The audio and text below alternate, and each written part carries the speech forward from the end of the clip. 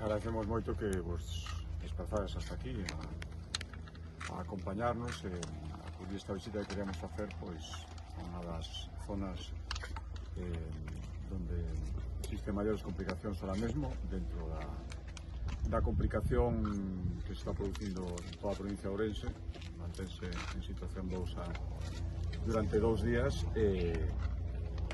Aquí en Chandresa foi estes días complicados que temos donde empezaron os incendios.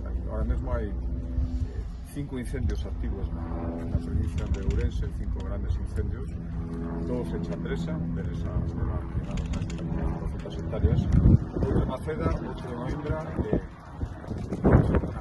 ahora mesmo preocupan todos, evidentemente, pero desde a zona de Mezquita, na zona de Oindra, Monterrey, os máis preocupantes e onde estamos intentando concentrar a maior parte dos medios. Agora mesmo hai máis de 900 efectivos traballando solo na provincia de Ourense, que onde, insisto, temos agora mesmo situacións máis complicadas. Exactamente 31 medios aéreos con todas as complicacións.